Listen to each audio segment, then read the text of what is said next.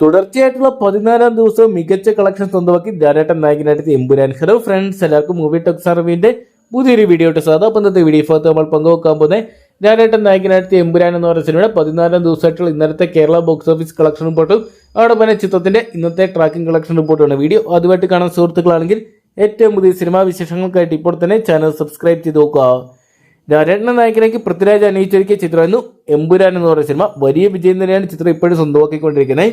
3-ാം വാരത്തോട്ട് കടന്ന ചിത്രത്തിന് ഇപ്പോഴും കേരളത്തിൽ ഏകദേശം 200 മുകളിൽ തിയേറ്ററുകൾ ഹോൾഡ് ചെയ്യാൻ സാധിച്ചു എന്ന് തന്നെയാണ് ഏറ്റവും വലിയ പ്രത്യേകത. അതും 4 ചിത്രങ്ങൾ വിഷു ഈസ്റ്റർ റിലീസായിട്ട് എത്തുന്നുണ്ട്. അതിൽ മമ്മൂട്ടി ചിത്രം, തല ചിത്രമൊക്കെ ഉണ്ട്.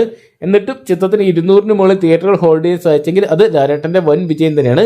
ഇപ്പോഴത്തെ ചിത്രത്തിന് 14-ാം ദിനമായിട്ടുള്ള ഇന്നലത്തെ Kerala box office collection report പുറത്തു വരുമ്പോൾ ഏകദേശം 97 ലക്ഷം രൂപയോളം ചിത്രം കേരള ബോക്സ് ഓഫീസിൽ ഇന്നലെ സ്വന്തമാക്കിയപ്പോൾ വേൾഡ് വൈഡ് ബോക്സ് ഓഫീസ് നേട്ടം ഏകദേശം 1.5 കോടിക്കടുത്തുള്ള തുക ചിത്രത്തിന് കണ്ടെത്താൻ സാധിച്ചു എന്നാണ് പുറത്തു വരുന്ന ഏറ്റവും പുതിയ കളക്ഷൻ റിപ്പോർട്ടുകൾ സൂചിപ്പിക്കുന്നത്. എന്തൊക്കെയാണ് മലയാളത്തിലെ ഈ ഒരു വർഷത്തെ ഏറ്റവും വലിയ വിജയമായിട്ട് മാറാൻ എമ്പുരാൻ എന്ന് പറയുന്ന സിനിമയ്ക്ക് സാധിച്ചിട്ടുണ്ട്. എന്തൊക്കെയാണ് വിഷു ഈസ്റ്റർ പ്രമാണിച്ച് ഒരുപാട് ചിത്രങ്ങൾ ഇന്ന് തിയേറ്ററോട്ട് എത്തുമ്പോൾ എമ്പുരാൻ എന്ന് പറയുന്ന സിനിമയ്ക്ക് ഇന്ന് വലിയ ചലനങ്ങൾ സൃഷ്ടിക്കാൻ സാധിക്കും, അല്ലെങ്കിൽ പിടിച്ചു നീക്കാൻ സാധിക്കുമെന്ന് കണ്ടു തന്നെ അറിയാം.